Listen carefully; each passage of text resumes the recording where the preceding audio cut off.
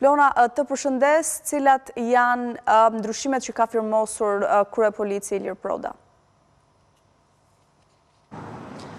Po, Kasandra, kreu i policisë së shtetit Ilir Proda ka firmosur disa ndryshime dhe emërime të reja në drejtoritë vendore të policisë në qark vendor. Bëhet fjalë fillimisht ky i fundit nuk ka pranuar dorëheqjen e drejtuesit të policisë vendore Elbasan Fatmir Hoxha. Ky vendim është marrë nga kreu i policisë së shtetit pas rezultateve të arritura nga Fatmir Hoxha gjatë periudhës së fundit të vitit. Nga ana tjetër, si pasojë e këtij vendimi të marrë nga Proda, Fatmir Hoxha do të vijojë të jetë drejtori drejtorisë vendore të policisë Elbasan me qëllim vazhdimin e punës dhe konsolidimin e rezultateve të arritura nga ky i fundit gjatë periudhës së fundvitit. Ndërkohë, sipas ndryshimeve të tjera të marra po nga kreu i policisë së shtetit, Vilson Bala është emëruar drejtori drejtorisë vendore të policisë Korç, ndërsa Islami është caktuar në fakt përkohësisht në drejtimin e drejtorisë vendore të policisë Lezhë. Nga ana tjetër kemi patur edhe një ndryshim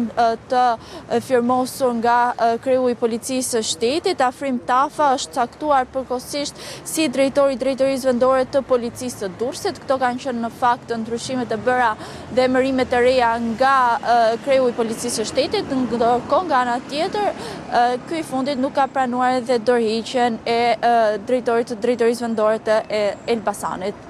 Lona, prengëzoj faleminderit për këtë raportim të drejtë për drejtë.